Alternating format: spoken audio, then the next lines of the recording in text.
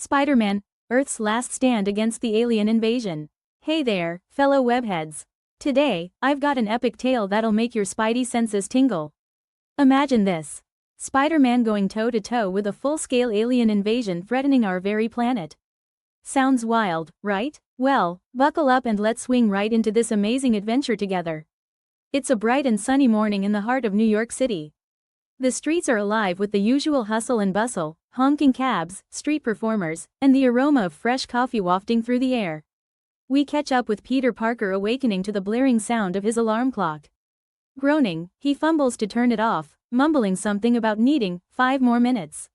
He throws on his favorite hoodie and jeans, grabs his trusty backpack, and heads out the door. "Morning, Mrs. Lopez," he calls out to his neighbor, who's watering her plants. "Good morning, Peter. Don't forget to eat breakfast," she replies with a warm smile. He grins and holds up a bagel he snagged from his kitchen counter. Never do. As he strolls down the bustling streets, he stops by his favorite coffee cart. "The usual, Gus," he says. "You got it, kid," replies Gus, handing over a steaming cup. Life feels normal, routine, even peaceful. Peter takes a moment to soak it all in, appreciating the simple joys of everyday life in the city he loves. But this tranquility is about to be shattered. As Peter sips his coffee, a strange glimmer catches his eye in the sky above. He squints, noticing what seems like shimmering lights dancing among the clouds. Other pedestrians begin to take notice, confusion spreading through the crowd. Suddenly, the sky is streaked with fiery trails. What looks like a meteor shower unfolds before their eyes, but it's happening in broad daylight. His spider sense starts buzzing softly at first, then intensifies. "That's definitely not normal," he mutters under his breath. People around him start to panic as the fiery objects hurtle closer, some crashing into distant parts of the city with resounding booms. Sirens begin wailing, and emergency broadcasts light up the giant screens adorning the skyscrapers. Peter knows this is no ordinary event. "Looks like my day's about to get a whole lot more interesting," he says, ducking into a nearby alley. First contact. The city plunges into chaos as more of these objects crash land. Peter, now suited up as Spider-Man, races toward one of the impact sites. Arriving at a smoking crater in Central Park, he witnesses something straight out of a sci-fi movie. Emerging from the wreckage are alien beings, tall, clad in sleek armor that seems to pulse with energy. Their eyes glow an eerie blue, and they're armed with devices that definitely don't look friendly. "Well, that's new," Spider-Man quips, trying to mask his unease. The aliens begin advancing, their weapons discharging beams that disintegrate anything in their path. Trees vanish, park benches vaporize, and the air fills with an otherworldly hum. Panic grips the city as people scramble to find safety. Realizing the gravity of the situation, Spider-Man leaps into action. "Hey, fellas, welcome to Earth. Mind telling me what you're doing on our planet?" The aliens respond by firing at him. "Guess you're not the chatty type," he says, flipping out of the way. He shoots webs at their weapons, but the strands sizzle and burn upon contact. "Okay, webs are a no-go. Time to improvise." He uses the environment to his advantage, flinging chunks of debris and using his agility to keep them off balance. Despite his efforts, the aliens continue their advance, seemingly unfazed. "This might be tougher than I thought," he admits, determination setting in. Battling the unknown, Spider-Man realizes he needs a new strategy. He starts luring the aliens away from crowded areas, using himself as bait. "Come on, E.T., catch me if you can," he taunts. The aliens give chase, their movements precise and coordinated. They communicate in a series of clicks and hums, which only adds to the unsettling nature of the encounter. He leads them into a construction site, hoping the maze of beams and equipment will slow them down. Swinging between scaffolds, he manages to isolate one of the aliens. With a well-timed kick, he knocks its weapon aside and lands a punch. "That's for wrecking Central Park," he shouts. But the victory is short-lived. The alien quickly recovers, and more reinforcements arrive. "Uh-oh, party's getting a bit crowded," Spider-Man observes, his spidey senses tingling more intensely. Rescuing civilians. Amidst the battle, he hears screams coming from a nearby building that's about to collapse. Without hesitation, he abandons the fight to help. "Hang in there," he calls out. He reinforces the building with webs, creating a makeshift support structure. Then he guides the trapped civilians out, one by one. A little girl clings to him, tears streaming down her face. "Are you gonna stop the bad guys?" she asks, her voice trembling. He kneels down, giving her a reassuring smile. That's the plan. Be brave for me, okay?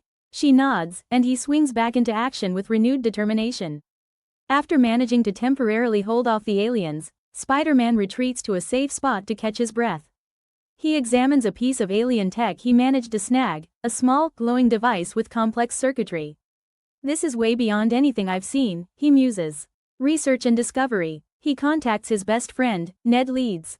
Ned, I need your brainpower on this one, he says over the phone. I'm sending you some pics and data. Can you help me figure out what this is? Ned's eyes widen at the sight. Whoa, that's some next-level stuff. Give me a few hours to dig into it. They work tirelessly, cross-referencing alien languages and energy signatures. This symbol keeps popping up, Ned points out during a video call. It might be their insignia or something important. Revelation. Hours pass, and finally, they piece together enough information. Peter, this isn't just a weapon, it's part of a terraforming network, Ned reveals, his face serious. They're planning to transform Earth's environment to suit their needs, which would be catastrophic for us. Spider-Man feels a knot tighten in his stomach. So they're not just invading, they're planning to replace us. He clenches his fists. We have to stop them. But how? We're running out of time. Reaching out, Spider-Man tries every channel to contact fellow heroes. He leaves urgent messages for Doctor Strange, Captain Marvel, anyone who might be able to help. Come on, pick up, he pleads, but to no avail. Everyone seems to be off-world or tied up with their own crises. Just my luck, he sighs. Looks like it's up to me. Frustrated but undeterred, he racks his brain for other options. Think, Peter, think. Who else could help with alien tech? Then it hits him, a risky, borderline crazy idea.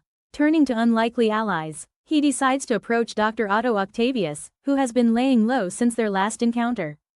Tracking him down to a secluded lab on the outskirts of the city, Spider-Man approaches cautiously. Doc, we need to talk, he says, hanging upside down from a web in the shadows. Octavius turns slowly, mechanical arms poised to strike. Spider-Man, to what do I owe the pleasure? He asks sarcastically. Look, I know we've had our differences, okay, major understatements, but right now, Earth is under attack, and I could really use your help, Spider-Man explains. Octavius raises an eyebrow, intrigued. An alien invasion, you say? And you think I can assist? Spider-Man nods earnestly. You're one of the smartest people I know. Together, we might stand a chance. After a tense moment, Octavius sighs. Very well, for the sake of our planet. Escalation of conflict. Back in the city, the situation worsens dramatically. The aliens deploy larger machines, towering walkers that trample through streets, and drones that swarm the skies like mechanical locusts. The military attempts to fight back but is hopelessly outmatched by the advanced technology. The aliens start activating the terraforming devices, causing environmental anomalies. Violent storms rage, and the air becomes hard to breathe in certain areas. Iconic landmarks like the Empire State Building and Brooklyn Bridge come under attack, increasing the stakes. Personal stakes. Spider-Man receives a frantic call from Aunt May. Peter, something's happening. The sky turned dark, and people are collapsing. She cries. His blood runs cold. May, listen to me. Stay inside and keep the doors locked. I'm coming as fast as I can. He contacts MJ, who is helping at a local shelter. We could use your help here, she says, her voice strained. We've got injured people and nowhere near enough supplies. He feels torn but resolute. I'll be there, just hang on. Now, the fight isn't just about saving the city, it's about saving the people he loves most. Back at Octavius's lab, they devise a daring plan.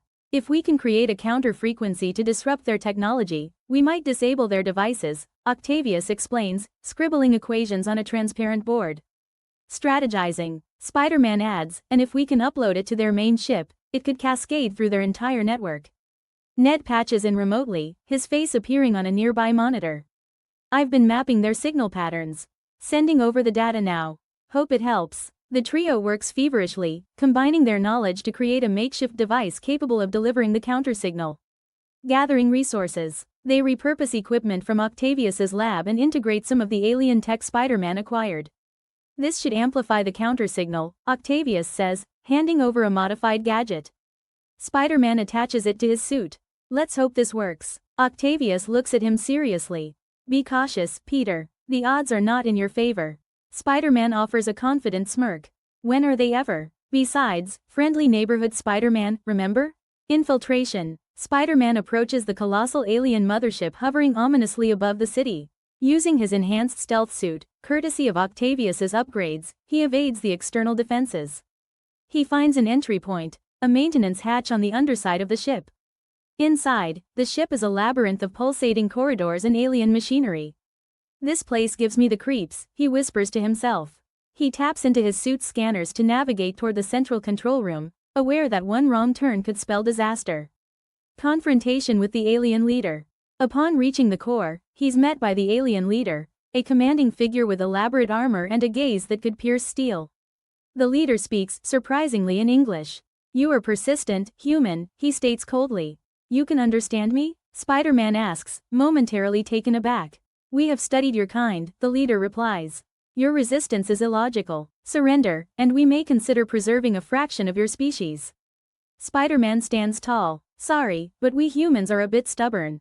And we don't take kindly to uninvited guests." The leader attacks, wielding energy blades that cut through metal like butter. Spider-Man relies on his agility, dodging strikes that could end him instantly. He counters with web shots and gadgets, but the leader deflects them effortlessly. "You fight for a doomed world," the leader taunts. "I fight for my home," Spider-Man retorts. Spotting the central console behind the leader, he realizes he needs to get past him to upload the countersignal.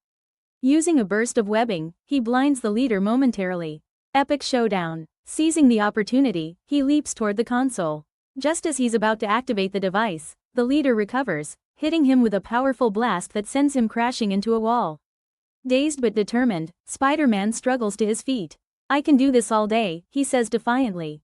The ship starts to ascend, positioning itself to unleash a city-wide terraforming blast. Time is running out. Spider-Man realizes that activating the counter-signal might require manual input from within the core, a potentially fatal move. "It's now or never," he tells himself. Critical moment. He makes a split-second decision, diving into the core chamber. Alarms blare as he begins the upload process. The alien leader confronts him one last time. "You will perish with your planet," he declares. "Maybe," Spider-Man replies, "but at least I went down swinging." He activates the device, and the ship begins to malfunction. Systems overload, and sparks fly as the interior is engulfed in chaos. The turning point. The leader, realizing defeat, attempts to escape, but it's too late. The ship's technology shuts down, and the terraforming process halts. Spider-Man races against time, sprinting through collapsing corridors. He leaps from the ship just as it begins to explode, free falling toward the city below. "Come on, web shooters, don't fail me now," he shouts, firing a web at the last second. He swings to safety as the alien mothership erupts into a fiery spectacle, lighting up the night sky. The remaining alien forces retreat, their invasion thwarted. Aftermath. The next morning, the city is quiet but filled with a sense of collective relief. People emerge from their shelters, the skies are clear, and the environmental anomalies have ceased. News outlets broadcast stories of Spider-Man's heroics. "Against all odds, our friendly neighborhood Spider-Man has saved us once again," a reporter exclaims. Reflection. Peter stands atop a building, mask in hand, watching the sunrise. MJ joins him, placing a comforting hand on his shoulder. "You did it," she says softly. He smiles, though his eyes show the weight of the ordeal. "We did it. Couldn't have done it without you guys." She nudges him playfully. "Always so humble. The city owes you big time." He chuckles. "Just doing my part. Besides, someone has to clean up this mess." Closing scene. As the city begins to rebuild, Spider-Man swings through the streets, helping where he can. He assists construction workers, saves a cat from a tree, and even stops to take selfies with grateful citizens. "Back to the usual neighborhood stuff," he says cheerfully. Perching atop the tallest skyscraper, he looks out over the city he loves. "No matter what comes next, this is home. And I'll protect it with everything I've got." With renewed spirit, he leaps into the air, disappearing into the skyline as the sun sets behind him. End credits scene. In a dimly lit laboratory, a mysterious figure examines a piece of leftover alien technology. Shadows conceal their face, but their voice drips with intrigue. "With this power, everything changes," they whisper. As they step into the light, it's revealed to be none other than Norman Osborn. A sinister grin spreads across his face. Time to usher in a new era.